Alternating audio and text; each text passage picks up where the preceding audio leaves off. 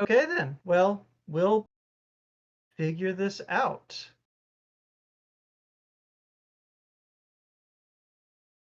But yeah, hi everyone. So we're going to get started here, and I'm just going to do my best to ignore my own voice.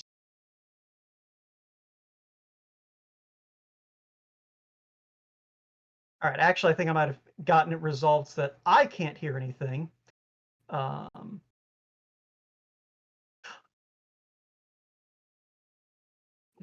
oh, okay. I just realized I still had SpeedGaming 4 open. So anyway, after that awkward start, hi Hebbinks, hi chat. I'm an idiot. Everybody gets one. But how are you doing tonight, Woe?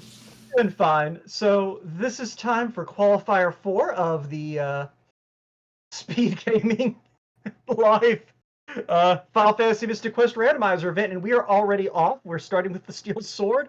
We'll just have to explain things once things slow down, but do not adjust your sets. Caleb is, in fact, running backwards. Yep, he It's has a special sprite built just for him for his quirkiness, if you want to it, call it that. it's what he does. I've just accepted it. But we are going to start with a Steel Sword, some bombs, and the Thunder Spell. Um, so good times all around. And for those of you who are curious, this randomizer seed has been selected tonight to kind of promote a slightly longer but consistent platform for our tournament. This is our 5th qualifier for the night. I did want to go ahead and take a moment and just kind of fill in chat on what's going on tonight. So, with the seed settings, we have all key items are going to be in vanilla locations. That means NPCs who give key items will give them out. Red chests will be in their original locations. Battlegrounds will drop their original, will be in their original locations. But all the rewards will be randomized, so we don't know what our runners are going to be getting. Indeed. Looks like Captain Nerd is opting to do a little bit of grinding off the bat. Yeah, well, And Caleb just sprinted right for that battleground and is chucking right into Bone Dungeon. yeah, I believe he grabbed an elixir out of the battleground, and that is a Venus shield out of that, what I believe is normally a steel shield chest. Indeed. And Tristram, not being completely worthless, has given him the river coin. That'll be nice for some route divergence if he gets another coin later in the dungeon. Yeah. So, I do see some folks who have not seen this randomizer before. So, just to kind of give you some context, this is a fairly new randomizer developed by Wildham, who is in this race tonight, and we'll touch on that in a little bit. About, what, 6 months ago, I think now? And it does what you would expect from a randomizer. It can shuffle around enemy positions, change how many enemies are on a given map, moves around basically all of the items. And yeah, I believe that's pretty much all that we're doing with this. The specific flags we're running tonight put key items, weapons, equipment, spells, basically in the locations where those are found in vanilla, just moved around a lot. As you can see, they are marked with a big red chest on maps. Battlefields are also vanilla, so if you get an item from a battlefield in the normal game, you will be getting one from this seed tonight if you check it. That's right. And on top of those settings, we've also adjusted it to give every runner a 2.5 times multiplier to XP gain to help them grow a little bit faster and get ready for that final encounter. We're also enabling the setting for standard final dungeon, so Doom Tower will be in the normal vanilla configuration, but the randomizer does offer settings to make it a boss rush or a straight sprint to the Dark King. Yep. Other things that are a little bit different, as is usual for randomizers, we have done a lot of trimming of fat. Most of the plot events have been removed, aside from those that yield up something, and the dialogue there has been trimmed down tremendously. So this feels a lot more like an open world randomizer. Additionally, you don't need to really do anything to recruit your allies except get to where you find them in the vanilla game. Tristram, as you saw, can be found in the first temple. Phoebe will be in the Libra temple. Reuben will be at his house, and Kaylee will be at her house once you have the tree wither. In order to recruit your allies' secondary stat set, what we lovingly refer to as Tristram 2, Phoebe 2, etc., you basically have to fulfill their quest requirements. And it looks like we're picking up Gaia armor and Gemini crest over there on Caleb's side. A decent strong start for defense and a few options for getting around the world. Yeah. No, finding Gaia armor early is fantastic, especially because, as anyone who plays this randomizer is aware, Dark King really likes petrifying people. And that is one other change from vanilla for folks who aren't familiar with this randomizer. You know that fun little thing that you do to Dark King that makes him a trivial fight with the cure spell? We took that out. Well, Wildham took that out, and we can't put it back in. So you actually have to fight and defeat Dark King legitimately. Yeah, and it's going to force our runners to have some creativity. So getting a question from the chat, how does swapping party members go? It is as simple as just walking up to a new partner and talking to them. Partners will never forcibly be ejected from your party like in the vanilla game. So it's a matter of our runners' choices on who they pick up and when, and they won't be able to pick up the second form of their partner until they swap them out for another partner. So if they unlock the requirements for, let's say, Reuben 2, they won't be able to immediately upgrade to Reuben 2 until they swap to another partner and then go talk to Reuben again in his house. Yeah. And you're actually going to see an example of this right here. Caleb is going to be picking up Reuben 1 so that he can go get the item on Tristram 2. Normally this is the multi-key, and tonight it is an axe. So this is actually an interesting situation. Normally, I feel like we see a claw before now. Yeah, and Claw actually inhibits a lot of progression. Not having one means you can't navigate to the mines, you can't go into further depths of the Wintry Cave, you won't be able to get into the second half or the last half of the Ice Pyramid. So our runners are really restricted right now in terms of dungeon navigation without any sort of claw weapon. Yeah, but we do have Reuben 1, and that will give us the ability to check where we normally get the mega grenades. We can't rescue Reuben's dad without them, but we can get an item off of that. And we do have the bombs, so we can also check the red chest in the mine. So we'll have probably the claw here in a minute. But a follow-up to that question from chat, is the partner gone forever? No. So once you have talked to the tier 1 of your partner and gone and collected their items, so where you normally get the bombs from Tristram, the claw from Phoebe, the axe from Kaylee, or Reuben's dad, or the mega grenades from Reuben, I should say. You can then go to where you find that party member again in vanilla. So, well, kinda. Kaylee 2, you have to give the elixir to obtain, and then once she leaves the party, she'll be at the inn in Windia. Phoebe 2 will be at the inn in Windia once you have done the Wintry Cave thing. Tristram 2, as you saw, is in the bar in Fireburg, and Reuben 2 is at Reuben's house, or the inn in Windia, and I'm going to be honest, I'm not entirely sure what triggers Reuben 2 to wind up at the inn. So he'll always be at his house, thankfully. Reuben's the only party member who actually has a static pickup location throughout the entire game, whether he's in phase 1 or phase 2. Sure, because I'm pretty sure I've seen him in the bed on the top floor of the inn. And hey, Mobius Crest, so Caleb can do some fast travel. Very nice pickup. I know Mac will show up there if you free a ship with Kaylee. I don't think Reuben will pop up in Windia, though. Well, if it happens, we'll see. So the other thing is this randomizer does not take the crests into account when determining whether or not you have access to a location. So Caleb, I have a sneaking suspicion, is about to go to Wintry Cave.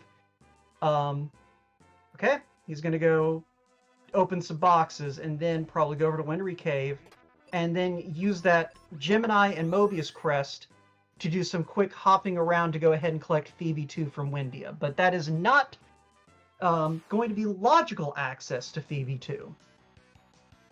Correct. And with that exit spell pickup, we're going to see Caleb warping in and out of a lot of locations during these checks. Any runner who's done this randomizer before will tell you that exit is probably one of our favorite spells. It essentially cuts down half the travel time for every dungeon that we visit. So getting exit early like this within the first 10 minutes, definitely something we like to see.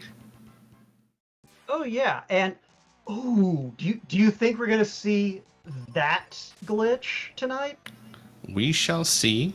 It'll be at our runner's discretion because it's technically out of logic.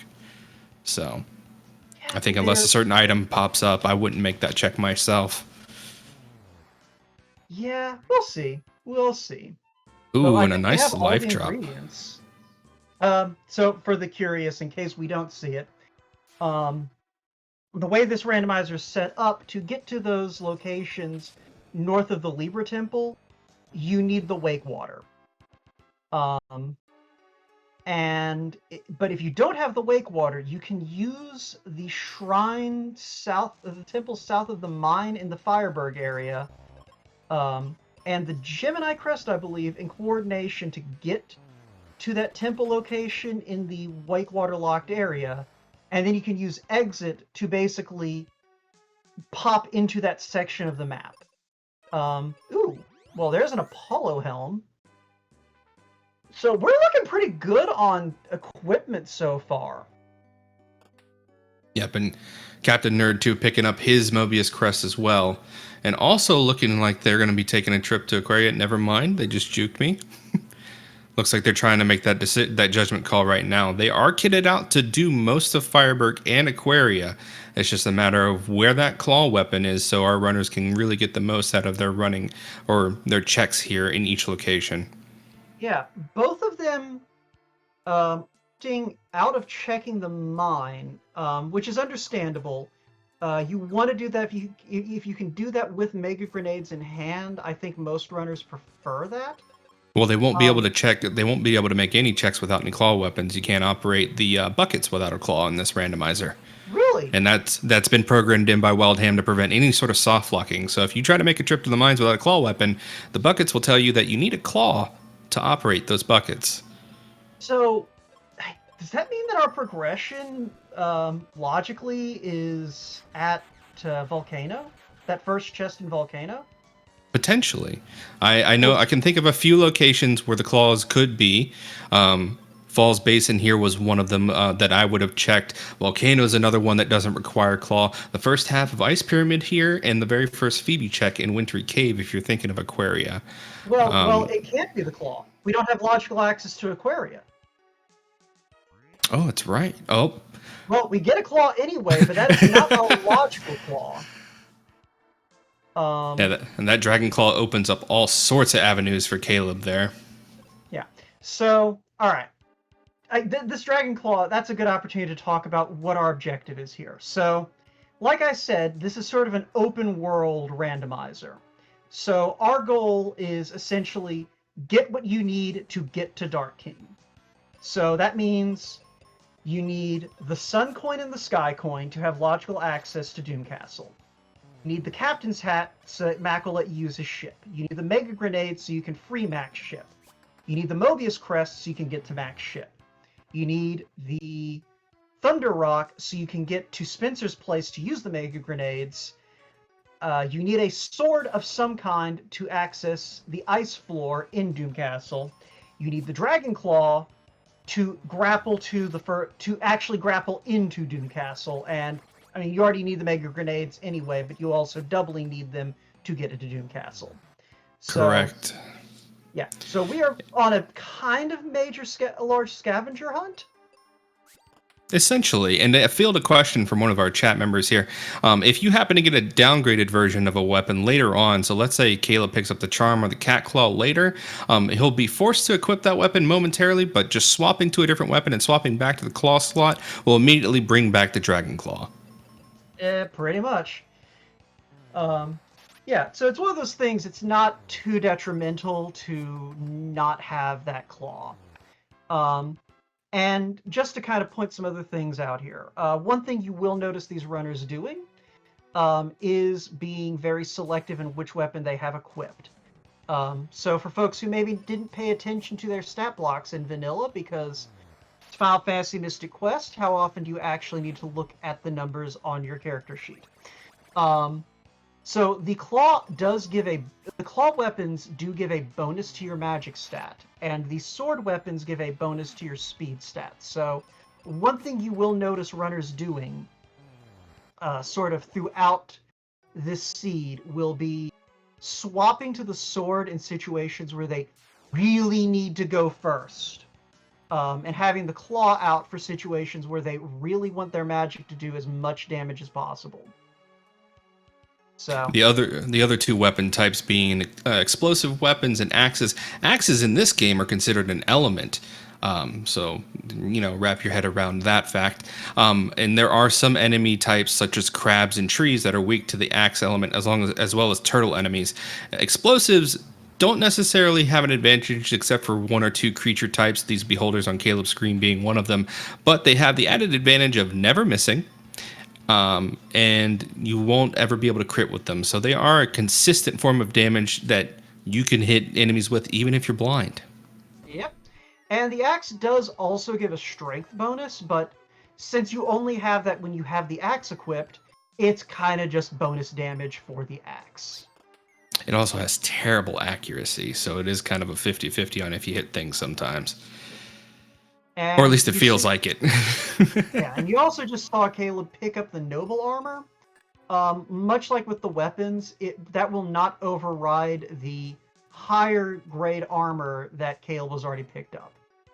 So, even though he did pick up the weaker armor in the form of the noble armor, he is still equipped with Gaia's armor.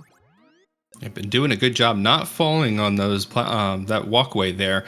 Some eagle-eye chatters might have noticed that our runners are moving abnormally fast. Another benefit of the randomizer programming here done by Wild Ham is everybody moves at double the speed. So your overworld movement, your dungeon walking navigation, all that's been doubled, which can make navigating some of those platforms that you can fall off of a little tricky for new players. Yeah. Anyway, Ice Golem's dead. Mm-hmm. Just pointing that one out. And RPG chick pointing out we had some French vanilla noble armor there. Love that term. Yeah, so one other thing I guess it's worth pointing out here. If you're...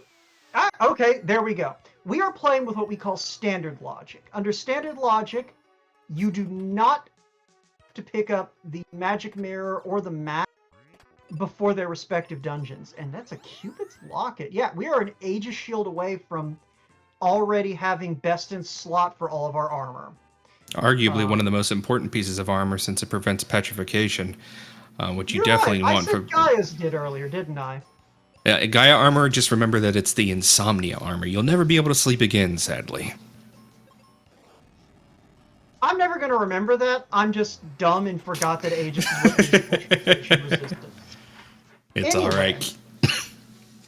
Anyway, but yeah, so we do have flag settings that do allow you to force the randomizer to let you use to force the magic mirror and the mask into locations you logically access before those respective dungeons.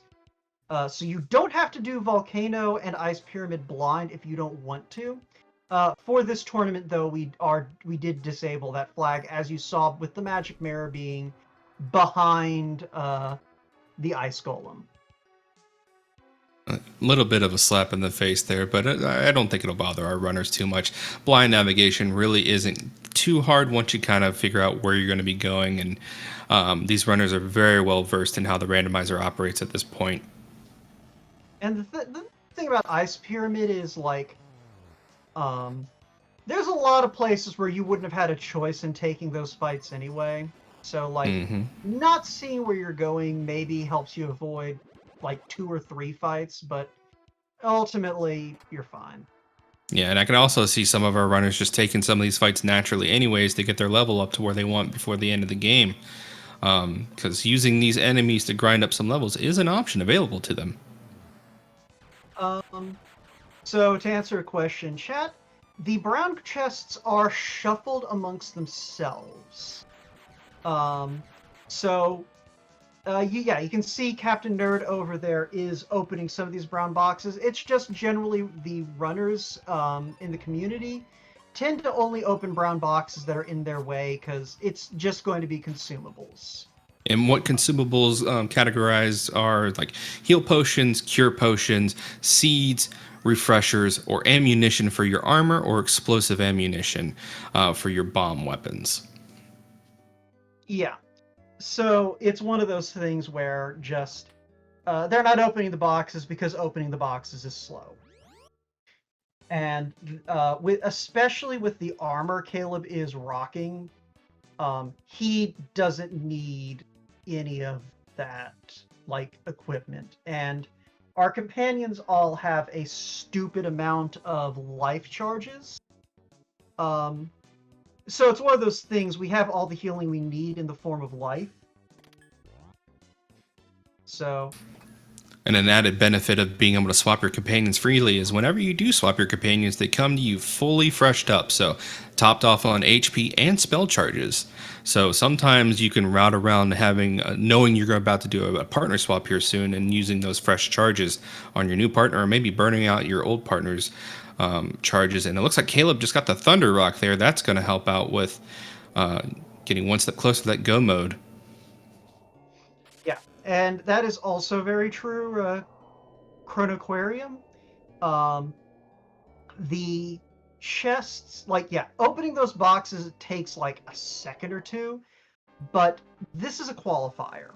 So every second counts because your placement in the brackets is based in part on your finishing times. So every second that you can shave off is worth it to runners. Now, I will point out Captain Nerd is playing things a little more carefully. But also, I'm just to kind of jump back to the earlier questions about how the companions work, you will note that we now have Phoebe too. Because we did collect the item in Wintry Cave and got to Windia, we now have Phoebe too. And I will be surprised if Caleb swaps off of her. The only scenario I can see that happening in is if we find the Tree Wither and don't find the Aegis Shield before Caleb hits go mode. I did miss it. Did he beat Jin and check Ruben 1? Or no, he grabbed Ruben 1 and went straight into the multi-key check. Gotcha. So that could be on the table too, is potentially there could be a go mode item locked behind Ruben's dad or behind Ruben 1. Yeah. But it's one of those things, it looks, I suspect Caleb will not go back to Ruben until he has the Mega Grenades. Which, will be a problem if, say, the Mega Grenades are behind Ruben's check. But for the time being, we are looking at a situation where Caleb just is going ahead and going into Windia, which I will again point out, not actually in logic. No, but at this point, if I was in Windia and I had Phoebe too, I'd probably be making the same play as Caleb. And Chrono Aquarium, it's no problem at all. We love answering these questions. And if you decide to pick up the randomizer, there is a link on the randomizer site to our Discord. All these kinds of questions can be answered by the lovely people in the randomizer community. Yeah, and the randomizer site is ffmqrando.net, and there should be a chat command that I do not immediately remember. But if someone does remember what that chat command is and wants to type it in so that we can get a nice, lovely robotic link, I would appreciate it. But in the meantime, Captain Nerd going to go ahead and clear the Ice Golem, Caleb finishing up our Dullahan fight, and we'll see where things stand. But pretty chunky dual hand here. Yeah, and I think it's one flag I don't think we've really talked about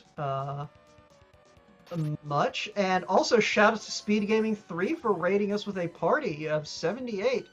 Welcome in, everyone. You are about 24 minutes into a Final Fantasy Mystic Quest Randomizer seed. Abbreviated version of what's going on here. We've moved around all of the key items and equipment and spells amongst themselves. We've put enemies in weird places. And we are trying to get to Dark King so that we can fight him without casting Cure on him. And we've also done one wonderful thing we're about to talk about here, where we've randomized a lot of the enemy stats. So we have a threshold of all of our enemies starting at a base of 50% of what they normally are in the vanilla game. But that spread can go up or down 75%. So you have it backwards. Oh, that's right. My bad. Yeah, 75% base, and then it can swing down to 25% of base or up to 125% of base. Yeah. Yeah. So we can have some rather chunky enemies and some paper-thin bosses. It is all up to RNG on what these runners are going to be encountering tonight. Yeah.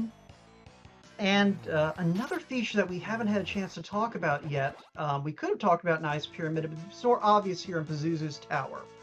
Normally, folks familiar with the vanilla game know that there are 3 enemies on these staircases, one at each landing.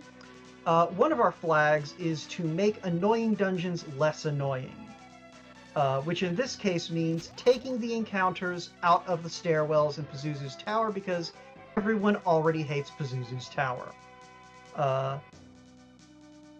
The Ice Pyramid will has a few extra shortcuts cut into it, and the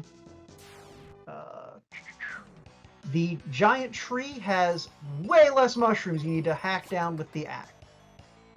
So basically, some of the more annoying dungeons in the game, a little less annoying to navigate.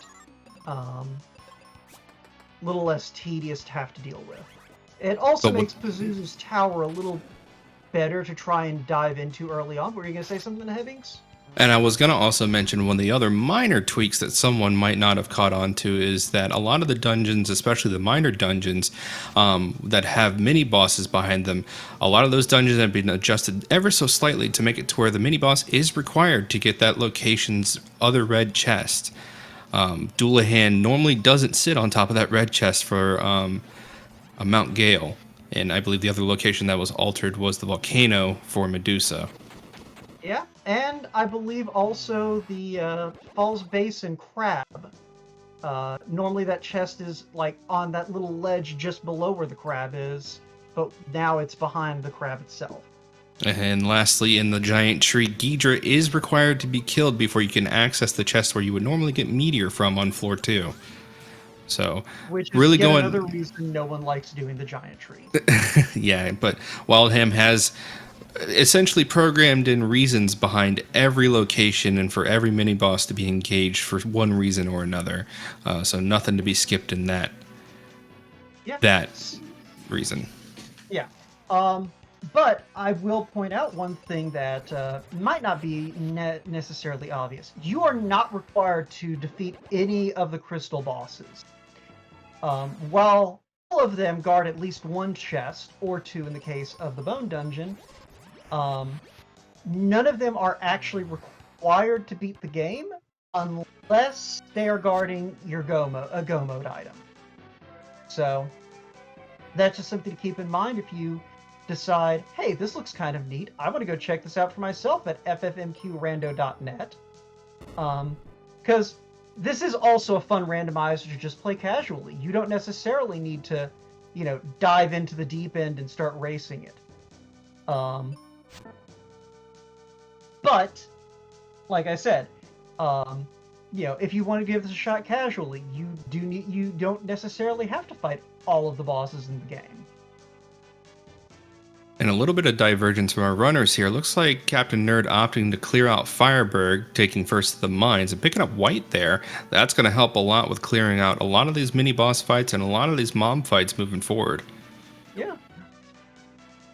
Because, 2 shots of White definitely going to be helpful for, like you said, clearing things out a lot faster than Kale has been able to. But speaking of Caleb, it looks like he has decided he's just going to go ahead and hunt down the Jerkbird.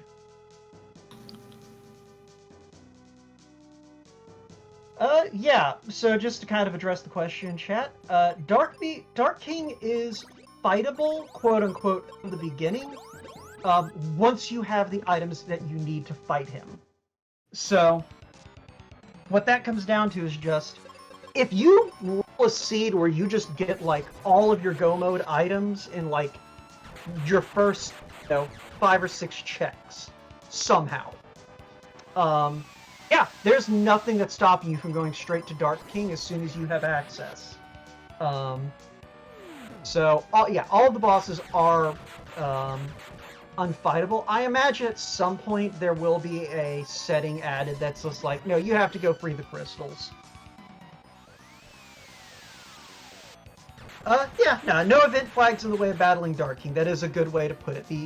The only event flags you have to care about are the ones that directly restrict your access to the actual map, like, connections. Which is all locked behind item progression. And Ruben handing off those mega grenades. Huge.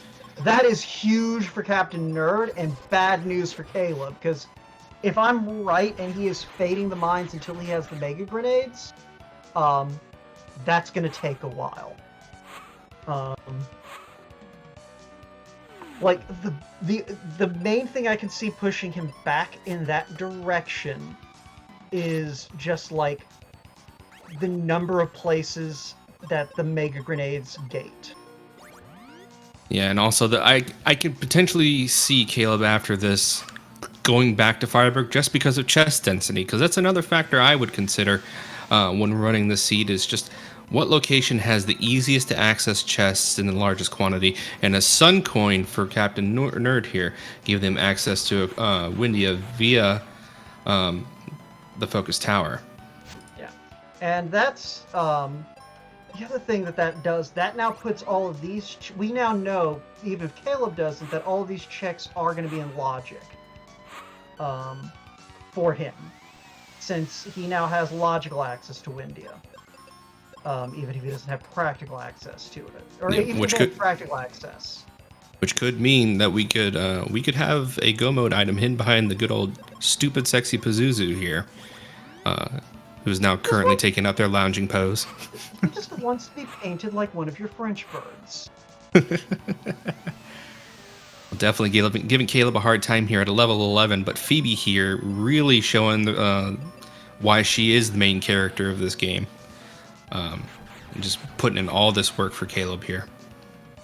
Yeah, there's a reason that the Discord now has the Phoebe carry emote. Very well put together, if I do say so myself. Well, thank you. Yeah, because when you look back upon the Trail of the Seed and saw 2 footprints, and saw just one set of footprints, that was where Phoebe carried you. Like, seriously, about the only weakness Phoebe really has is the fact that she doesn't resist petrification. Or confusion. Does that really count? If Phoebe whites your party, it counts.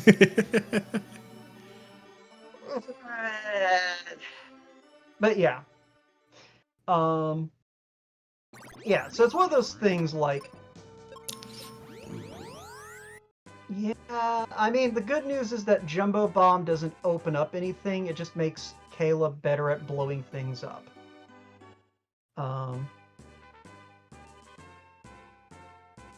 But we'll see where he winds up. I believe Caleb got Thunder Rock from one of the main chests in P Tower, though, right? No, he bought it off of the merchant in Windia. That's right. So, yeah, I don't think there were any Go Mode items available there.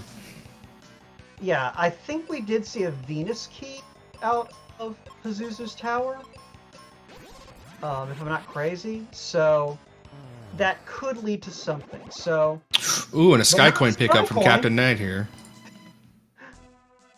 So, all right. So the Venus key, in addition to locking the chest in Focus Tower that it normally does, also locks a chest next to Spencer that I believe was added for the randomizer. It was. Yeah. So Caleb doesn't have so that Venus key could lead to something, but right now Caleb's at least going to go check this box here in a live forest, and that wake water does give him access to that Venus key chest and the Spencer checks. And neither of our runners have found the captain's cap yet, which is the last go mode item we haven't talked about. So Venus key could very well lead to go mode progression. Yeah, and yeah, just like in vanilla, you have to you need the cap to prove to Captain Mac that you are trustworthy.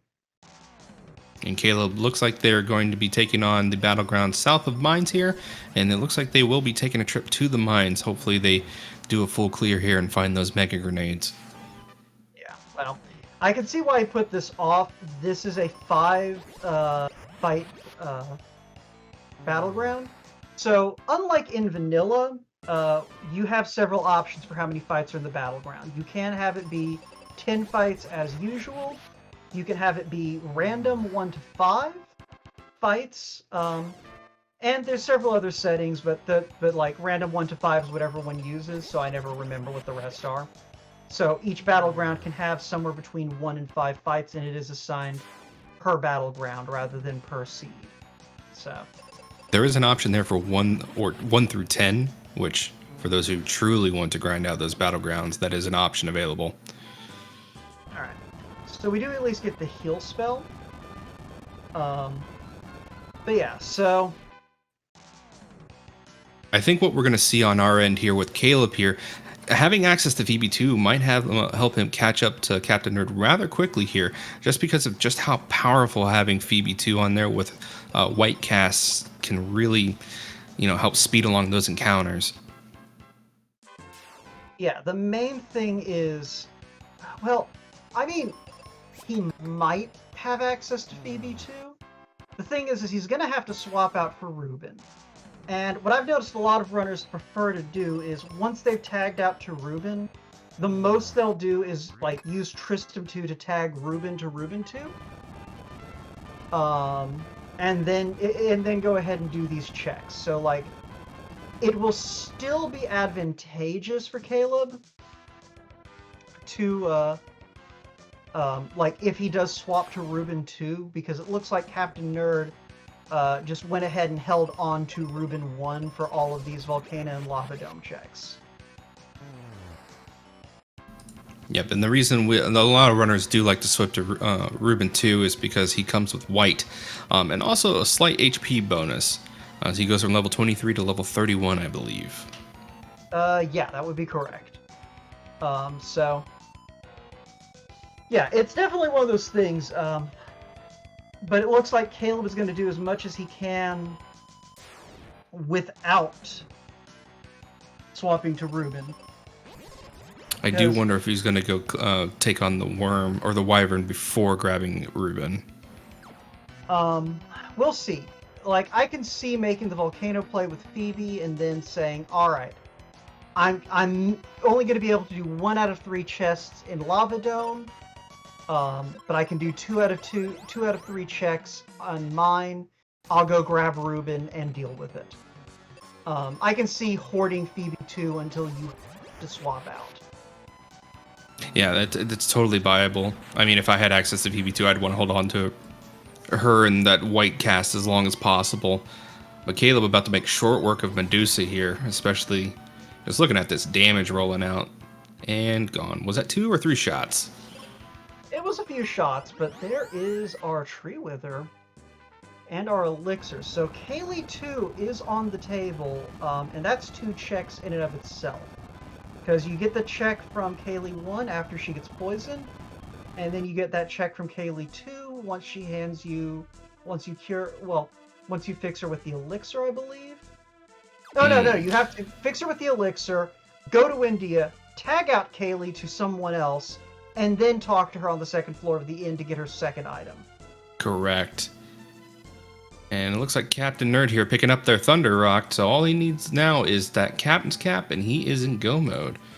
All right, so it looks like rather than going to the mine, Caleb is going to follow Kaylee. I don't necessarily hate this check, because the thing is Caleb knows that at the end of this, he can just immediately tag back out to Phoebe 2, or hold on to Kaylee 2. Kaylee 2 is also a solid in-game ally. Because she comes with that petrification resistance. Indeed, and she's also essentially a heal bot at that point, having a lot of resistances and a lot of defense, and just being able to crank out the consistent and reliable HP gain there.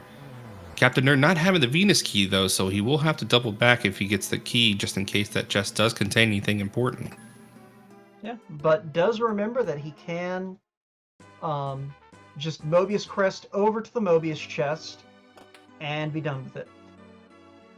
That being said, we do finally know where all of our coins are, because that sand coin was on Kaylee 1.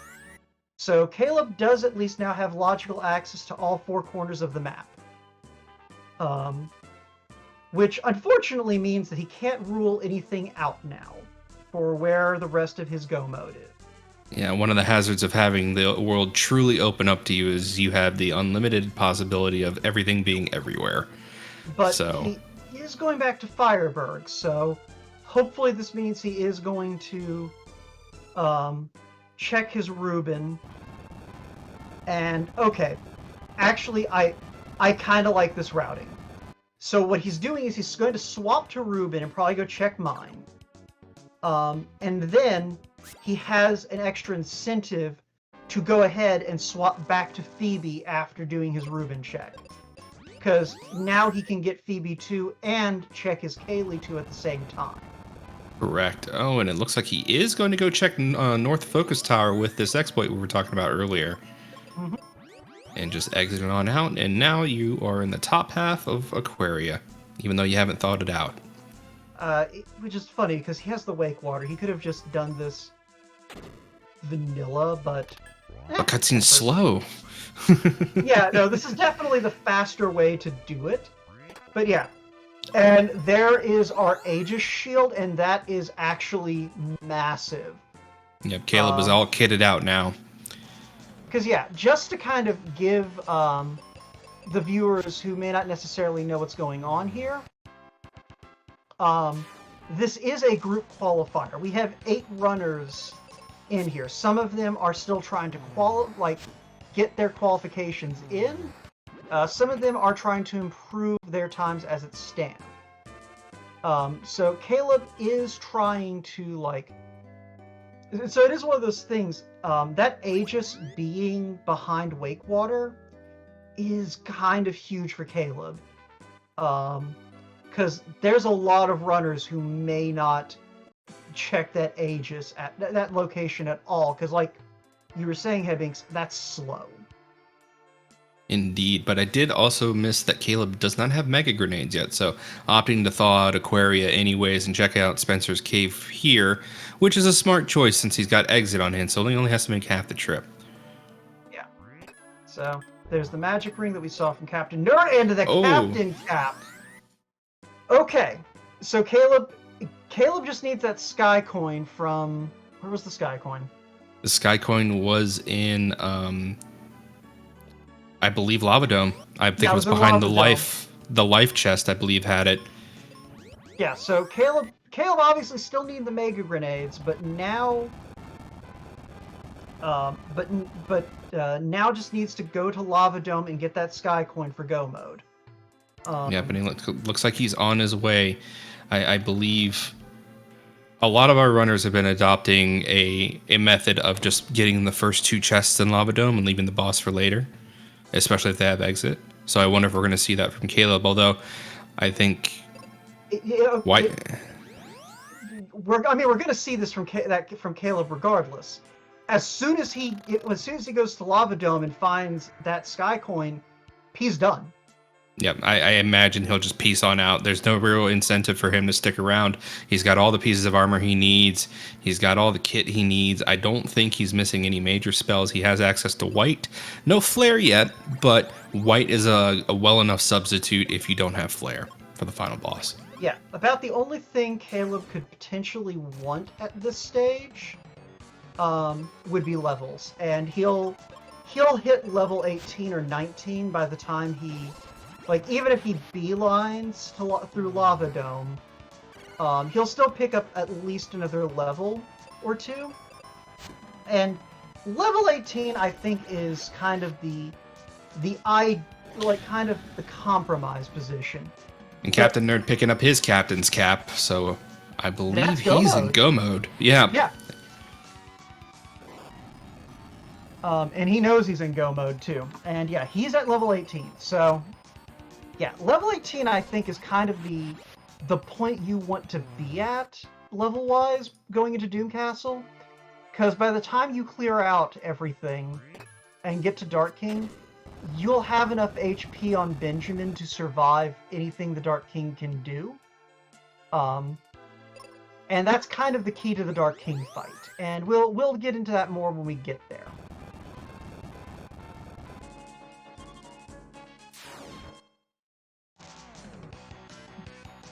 But yeah, so...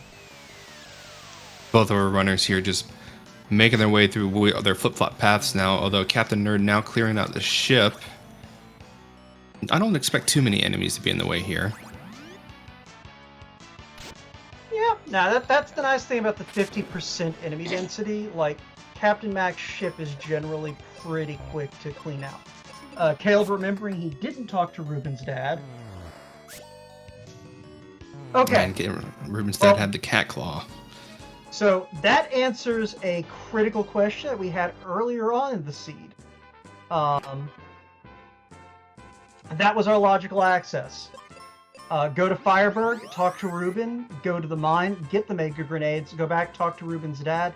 That's your logical access to much of the rest of the seed. Because that's your logical claw.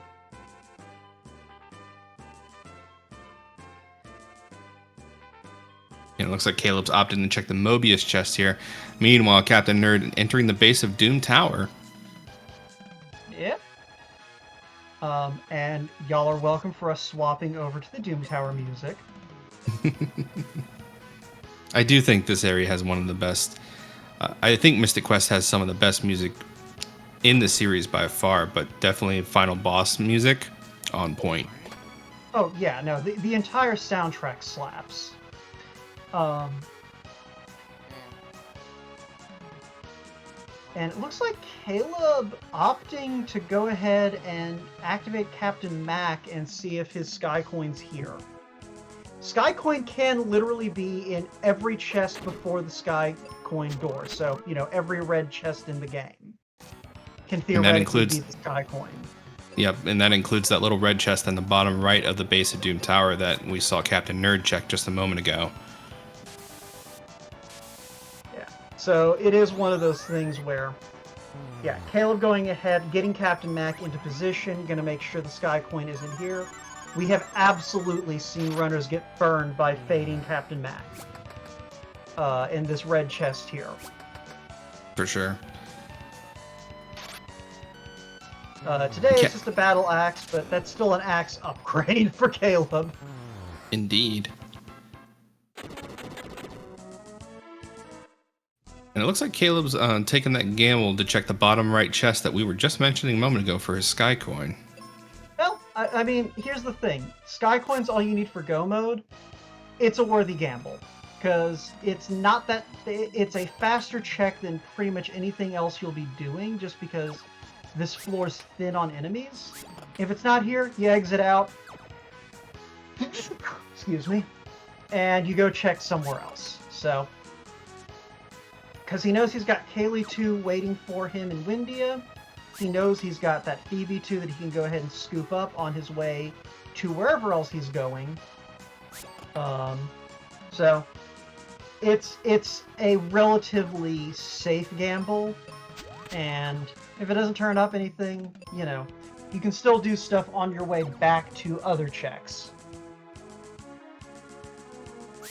Indeed, and checking out the enemy layout here in Doom Tower, not a ton of enemies in the way so far, about 1 or 2 per floor that I'm seeing. So a rather nice enemy configuration for our runners here for Doom Tower.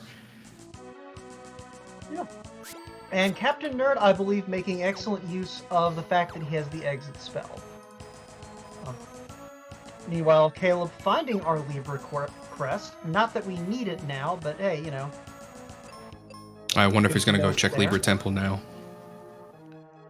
I could see it. That's where I'd be going. I mean, it's one of those things, he's going to be, you know, jumping back through Fireberg. But we'll see. Yeah, okay, yeah, he's definitely going to go ahead and go check the Libra Temple, because again, this is still a little bit faster than any of the other options on the table. But correct. Lava Dome being one of the slower dungeons to run through for any of our seeds here.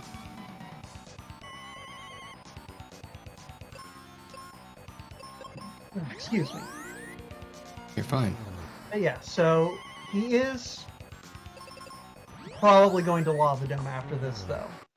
It's the highest density location he has left. Was that the end? But he does get flare out of the deal. Yes, he does. So being able to make up a little bit of time there with some damage may come and help him in the end here. Quote Aquarium, just to be clear, I believe we're still sitting at 15 or 16 entrants into the tournament. He's still in good shape. Like, I don't believe anyone's going to be disqualified at this juncture. Hevinks, you're actually in the tournament. You might know better than I do. Yeah, I believe at this point the qualifiers are merely just for placement in bracket. So really just trying to pair people up with the best matches that we can provide for viewers and for each other moving into the tournament. Yeah, so it is one of those things, Caleb, and I believe he even said this in Race Chat, would like to do well because he doesn't want to face the top runners that in this burgeoning community. And there's Caleb Skycoin. And yeah, no, he is immediately out of there. So both runners on screen in Go mode. Captain Nerd about to be 3/4 of the way through Doom Castle. But one thing that's important to point out, because I'm trusting Hevinks on this one, Captain Nerd, like we said, no Aegis Shield. Indeed. Never went to the back of Focus Tower, never found the Wake Water. So why is this significant? Hevinks? So what this means for Captain here is he's playing a gamble on hopefully getting a nice Dark King. What Dark King can do is petrify both your party members with gold webs. Having no resistance to that could be a 2-round KO, and gold webs historically will outspeed both of your characters. It is one of the fastest moves Dark King can execute. On top of that, Captain also doesn't have the benefit of having flare. So while 500 damage might not seem a lot, 500 damage per round on an extra chunky Dark King could be all the difference between these two runners' completion times. Yeah, actually, right there. You just saw it on Captain Nerd's side. Both party members petrify, he's got to do this battle over again. Correct. So you got to respect the mobs, especially when they roll extra chunky like some of these mobs are rolling today. Those chimeras in particular can be nasty with all the status effects they bring to the table. I believe they have every move that Ghidra had. So a lot of nasty status effects there. And another double petrify. Yeah, it's not even the chimeras. It's that Cerberus over on the right. Mm-hmm. Yeah, Captain Nerd finally realizing I've got to take out the Cerberus first. But forgetting that they do retaliate if you hit them with the sword with a petrification attack. And also having that Phoebe on auto. Mm-hmm. So, I mean, a lot of these mobs are going to be knowledge checks for anybody joining the randomizer because they are all coded essentially the same. They have all the same moves, all the same counterpoints. So it's just a matter of memorization at this point. Yeah. Captain Nerd finally having Phoebe heal his Benjamin should be able to get out of this fight finally, because I don't think the Chimeras are going to be petrifying anymore. Now it looks like he's finally got this one cleared out. And Caleb making some good time up the tower. I believe he opted for life on Skullosaurus Rex instead of exit, which I find to be just a tad faster. Yeah, and I mean, it's also one of those things, it's style points, you know. You take out one boss with life, you take out the next one with exit, and then you have to actually fight them like a scrub.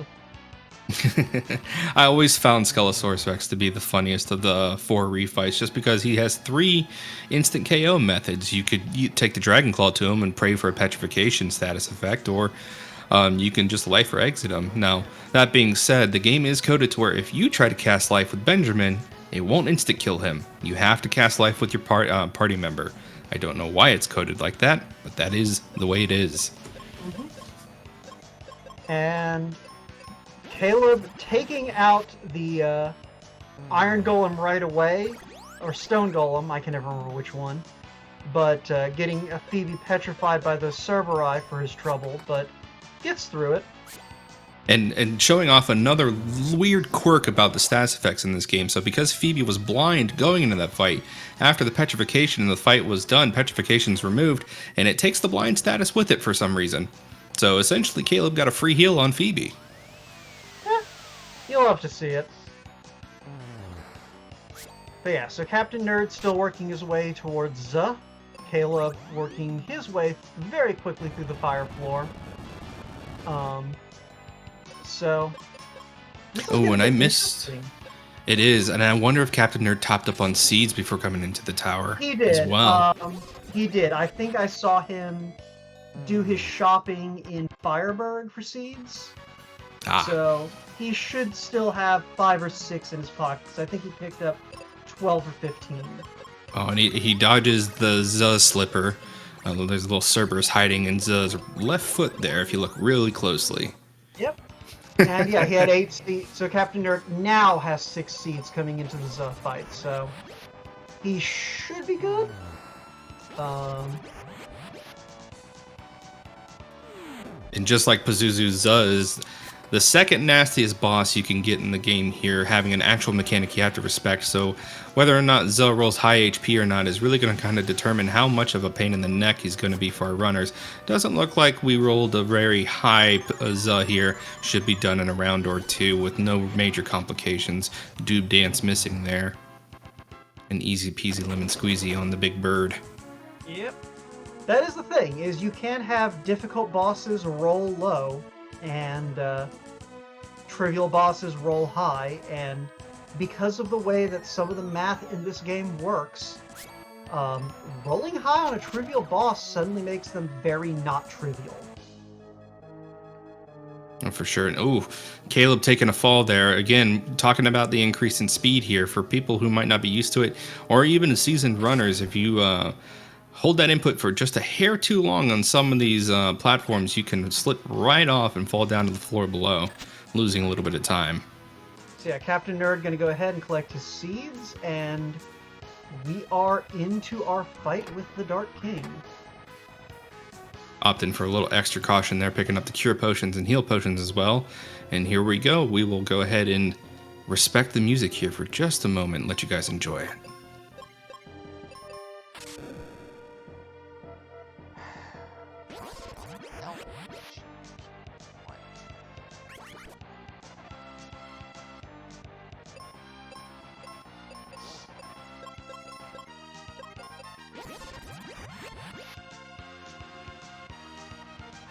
Alright, I feel like phase 1's enough time. For sure. And that was what, 3 or 4 attacks there? I think it was like 3 attacks. So, each phase of Dark King, 4 phases, can each be of varying length, I believe. So, a quick phase 1 does not mean a quick phase 2, 3, or 4. And so, well, in this case, it did mean a quick phase 2. But yeah, so you do have to respect what Dark King is capable of in each phase, because you might be stuck in, say, phase 2 for a while, or phase 3 for a while, and you really don't want to be stuck in phase 3 for a while. Indeed. And it looks like Captain Nerd lucked out there with White from Confused Phoebe, and we are already in phase 4. It looks like we rolled a relatively low HP Dark King here. But you still have to respect the moveset. Getting a Petrify off and a miscast from Captain Nerd here. This could be trouble. Yeah. Ooh, it looks like... I'm just going to go ahead and swap audio over. It looks like Captain Nerd may have forgotten to turn his mic off, so... I don't know if he realizes it, so we're just going to go ahead and swap to Caleb just to make sure that we... don't catch anything that he might not necessarily have meant to broadcast to the world. Fair enough. But yeah, but anyway, we'll continue talking about Captain Nerd nonetheless. So he is in phase 4, and as fast as those first 3 phases went, he's going to be here for a little while. Yeah, I think phase 4 might have rolled high here, or he just might be getting bad luck with some of the triage he's been having to do. I don't think he's had a clean round since getting to phase 4. Every round either having to be picking up a party member or breaking petrification on Phoebe. Yeah, and like I said, that's the hazard that these runners run into when they don't, like, that you run into when you don't have the Aegis Shield. Yeah, but it looks like Caleb's opting for sword strats here, taking the hit to some of his damage, but opting for the speed of the sword. We'll see if this plays out in his favor. In these qualifiers, we've seen it already at least once, where Dark King rolled low enough on speed to where being able to swap to sword does the job. But yeah, so Captain Nerd continuing to kind of, like you said, triage through this fight. And this is something, you know, you do see some runners in this situation Captain Nerd's in, where you don't have the Aegis Shield. They'll grab Kaylee too. It's a little bit of a hit to your overall DPS, but having Kaylee 2 able to resist that petrification when Benjamin can't is massive. And we're really seeing the damage difference between Flare and White here on Caleb's screen. He's already in phase 4, but that is time for Captain Nerd there. GG's. 100%. And Caleb right behind him. Oof, photo finish 1 second apart for our runners here. Yep, so just to hop over to the Race Time GG while y'all get your GGs in chat. Captain Nerd and Caleb finished in 3rd and 4th place respectively out of the field of 8. Our first place finisher was Farfelu at the 50-minute, 15-second mark. Second place was X10 Power at 1 hour 31 seconds. Captain Nerd finished 45 seconds later at the 1 hour 1 minute and 15-second mark. Caleb 5 seconds behind that at 1 hour 1 minute and 20 seconds. And we still have 2 runners in motion right now, but XX Joker finished in 5th at 1 hour 3 minutes and 19 seconds, and Wildham has finished in 6th at 1 hour 12 minutes and 47 seconds. We're on a 15-second delay in case anyone is wondering how I'm seeing into the future. Or 15-minute delay. But joining us now in the booth are both Captain Nerd and Caleb. GG to both of y'all. That was congratulations, gentlemen. Thank you. That was a tight finish there. Watching it on stream. Yeah. So, that Aegis Shield and that Flare, Caleb, both are kind of what let you catch up to Captain Nerd there in that backstretch. Yeah, it didn't feel great having to.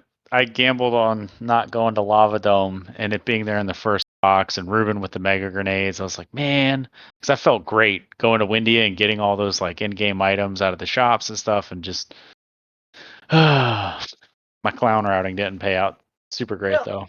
I mean, it's one of those things. It wasn't a bad route. Yeah. like you held off on checking a location that required an item until you had that item, and it just rando gonna rando the item Yeah. you needed was in that place. Yeah. But yeah, so Yeah, it's fine. It felt good. I finished the seed. That's all that matters. yeah, congratulations, first time this Yeah. tournament. Yeah, big mood, man. This is the first time I've ever skipped phase 3 of the Dark King, going right from the weapons to spider tentacles. It's always a great feeling. I had a double Yeah. take on the screen. I was like, oh crap, I better like get my done ready. Yeah, Yeah. so Captain Nerd Kevin, Mhm. I was going to call you Kevin because that's quicker to say. So you routed this pretty cleanly, honestly. Like you made that early play into mine once you had your claw, and it paid out. Yeah. I wasn't honestly. I wasn't expecting the Dragon Claw to be where I thought it would have been. Yeah. The logic in this seed was a little bit weird. Yeah.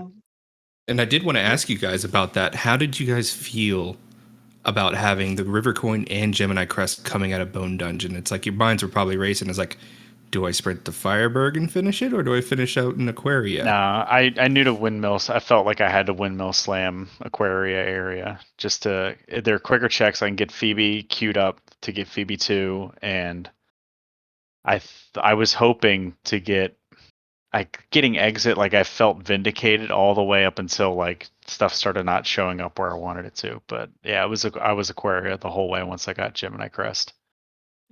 Me, basically, when I got the River Corner, I'm like, okay. And Gemini Crest, it's already set up my plan. Basically, go straight to Firebird, get Ruben, get the second item from Tristram, and then basically just teleport to Aquaria and go from there. Yeah. Yeah. That there's a lot that happened, so I'm kind of trying to retrace the seed in my mind. Mhm. So, Caleb, actually, you both kind of once you sort of did those Aquaria checks, you both made interesting plays. Because Kevin, you wound up saying, you know what, I'm gonna go into the ice pyramid. And Caleb, I believe you said, you know what, I'm gonna go ahead and go do Pazuzu's tower. Yeah, after I did Ice Pyramid, and then I was like, Okay. all right, I'm going to go do Windy now. I know that I have a lot of checks behind in Fireberg with the 2 battlefields, Ruben, the mine, the volcano, the lava dome. I was like, there's a lot of boxes there, but this is the 4th one I've ran in, and every time Pazuzu's tower has been required. So I was like, I'm just going to go do that now. I got the tools. I don't have Tristram 1. Like we can do this with what we have. This felt like a regular seed as opposed to like the troll seeds that the first 3 races dealt me. But Yeah, that is true. This is probably the first one I ever gotten third place in, which is a lot better than that last first race, which I got last place. nah, that's great, man. Like that's GG's on that. Like this was a fun seed to not get tilted to. So now I might have to show up tomorrow and try to qualify and to negate my forfeits. That would be your Yeah. last chance to make bracket. Yep. We already determined that I believe brackets are pretty much like anyone who's done the qualifiers is in at this point. Yeah. But I want to just get rid of the forfeit scores. that's completely valid. Yeah, Farfelu popped in earlier, and I'm not sure if he's still around. I would assume he's gone to bed at this point. But if you are still around, Farfelu, I'm wondering like, did you just like grab that dragon claw and immediately just go, I'm going back to the mine right now? Because I feel like that have to be the play to like have finished, 10 minutes ahead of you two. Because like y'all went pretty quick for as trolly as some of the routing was. And a lot of the time loss for both of you over for Felu kind of comes down to just like playing the making the right decision, even if it wasn't the correct decision. Yeah. Yeah, this was like you could easily I could see how Farfelu like God routed this in a way. Like, you know, you don't want to do the mine without a claw, because you can't. So there's nothing you can do there. Like, so as soon as you get the claw, like using that as like a reference point to go back and finish your like initial routing instead of like full clearing the zone that the claw was in.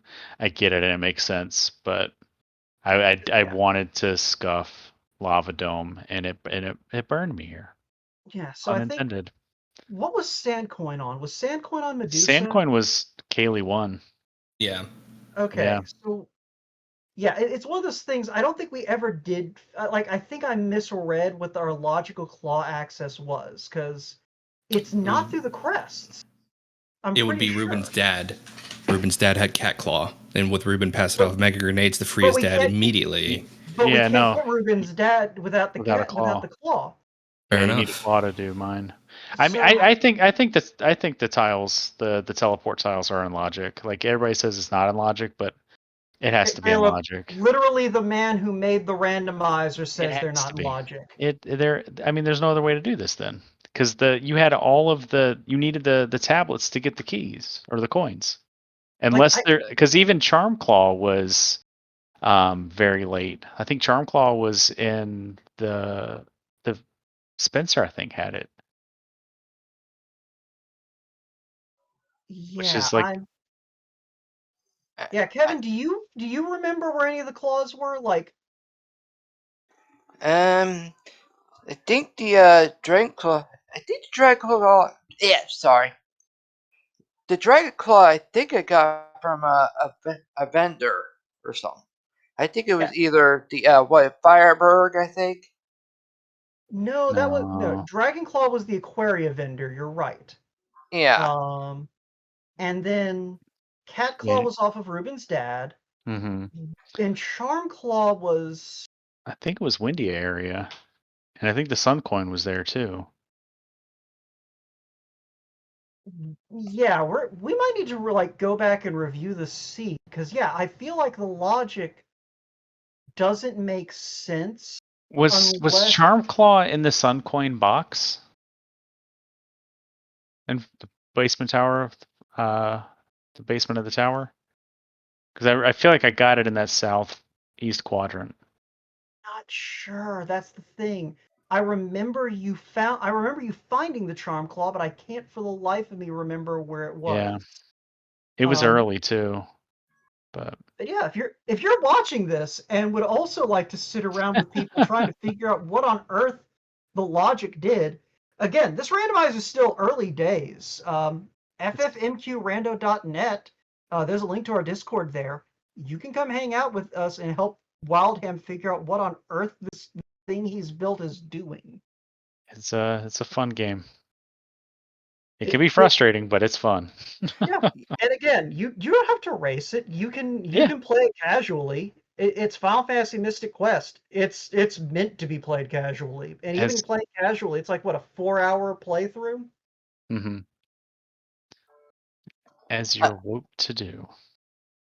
Oh, as that final battle between me, Phoebe, and the Dark King, I've already noticed I made some mistakes on that. All right. Yeah, no. It's one of those things. Mismenuing happens. You're trying to go fast, and honestly, Kevin, like, for being in a Dark King fight without petrification resistance on either character, that was very well executed. You managed to avoid like taking the wipe there. I mean, granted, you did have a little bit of aggravation from a couple of Cerberuses, but you soldiered through real well, and it showed. Like, and I mean, you got third place, so it's not like any of us can criticize you. That is true. But yeah, no, you did pretty. You ran that Dark King fight about as well as anyone could, given the circumstances, and I think I'm assuming you overheard already. Like, the Aegis shield was in the back of Focus Tower, like, which Caleb, I thank you for showing off the the exit glitch Yeah. to get into the back of there without wake water. Even if you did immediately go and use the wake water so you could go talk to Spencer. Yeah. Yeah, once Link-a-Lot told me about that, I was like, well, I'm never not doing that. Yeah, no, I mean it's very fun tech. It's like one of our only sequence breaks. Yeah. But I see And Heavings. especially I if you mean, get the Venus key. Yeah, that's why I was really excited to do it because I could knock all of those Venus key checks out. I felt like super quick. yeah. Now that Sun Coin, I think I ran into that one either in Lava Dome or it could have been. Oh, wait a minute, never mind. It was No. in Volcano, the first chest at the beginning. Okay, I so remember that one. if Suncoin was there, then Charmclaw was in Logic and Focus Tower. Okay. So yeah, okay, yeah, you're right. That is where the Sun Coin was. So yeah, okay, so that was the God route, was go check the first box in Volcano, realize, oh, I can go ahead and go to Windia, find your Charm Claw, and then swing back to get Ruben, and yeah, all right. Yeah. All right, so now that we've dissected the seed and understood everything, I think we're pretty much good to kind of move to final thoughts. So, Kevin, what are your final thoughts on this seed and the qualifiers so far? What do you think of these flags?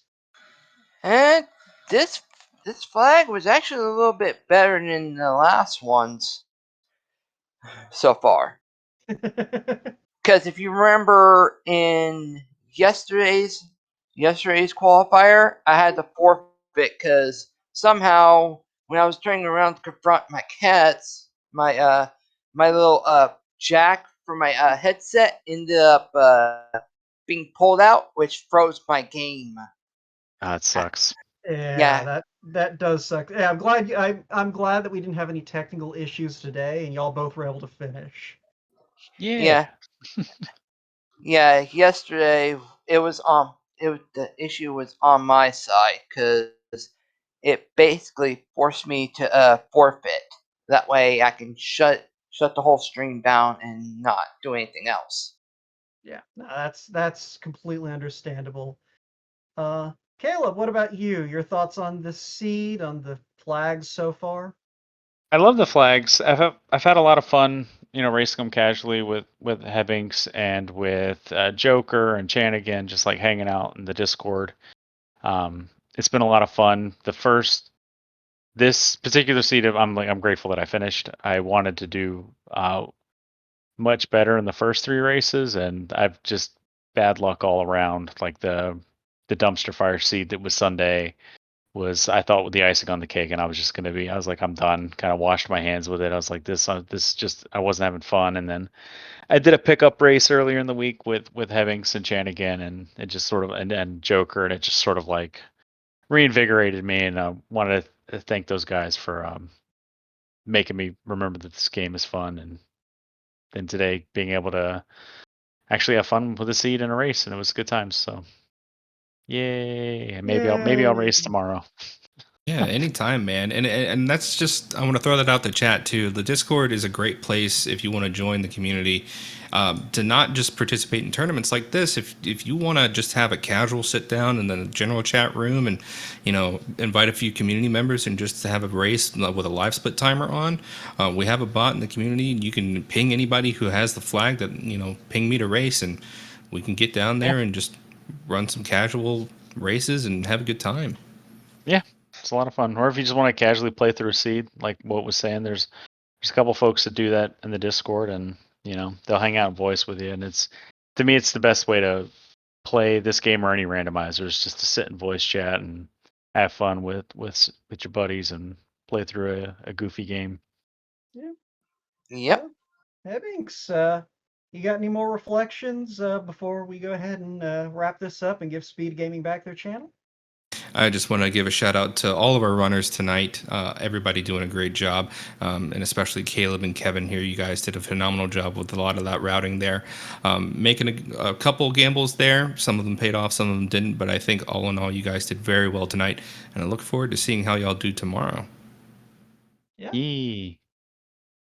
And yeah, if you're watching this, don't forget to give these two guys a follow. Captain Nerd is Captain Nerd 2 on Twitch, and Caleb is Rafe Hates Caleb on Twitch. That's RAFE Hates Caleb on twitch.tv. And you know what? Go ahead and throw Hebbings a follow too. He's fantastic. He runs this game very funly. Don't worry about the other guy. He's a loser. But that being said, we do still have one more qualifier tomorrow night, starting at the same time, 9:15 Eastern.